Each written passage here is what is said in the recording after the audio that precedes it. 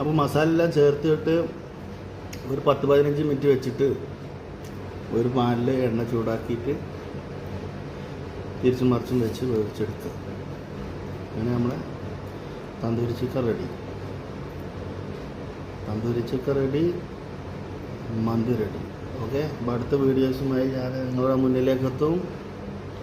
നിങ്ങളുടെ support, subscriptions എല്ലാം എനിക്ക് ആവശ്യമാണ് ഗൈസ്. Okay, by.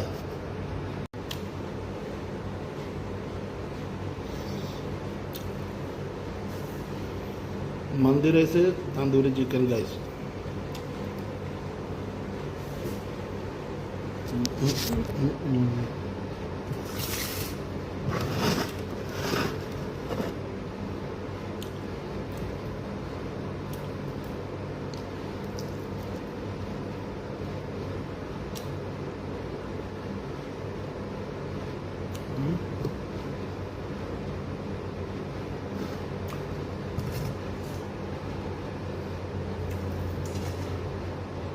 Wow.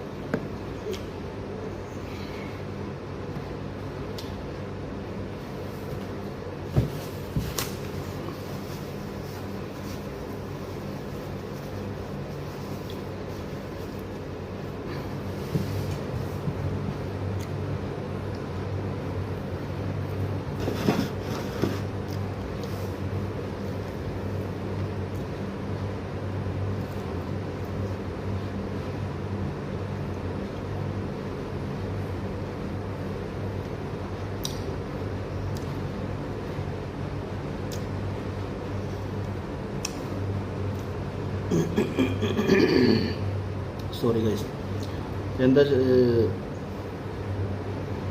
പറയേണ്ടത് വെച്ചാൽ, ഒരു കോഴി എടുത്തിട്ട് വൃത്തിയാക്കിയതിന് ശേഷം ശരിക്ക് ചെസ്റ്റ് മുകളിൽ കാലിലൊക്കെ വരഞ്ഞിട്ട്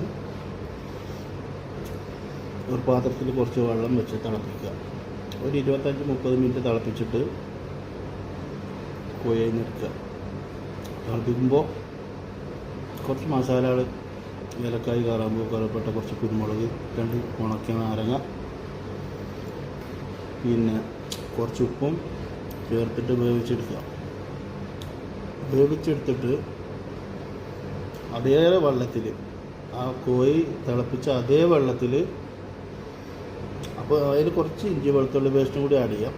നല്ല അരമണിക്കൂറാകുമ്പോൾ ഒക്കെ സെറ്റായി വരും. അതിൻ്റെ മേലെ കുറച്ച് കച്ചറ കൊണ്ട് അത് കോഴി വെക്കുക. ഞാൻ തൊലി കളയാതെയാണ് എടുത്തത്, ഇങ്ങനെ തൊലി കളഞ്ഞു കൊടുക്കാം. അപ്പോൾ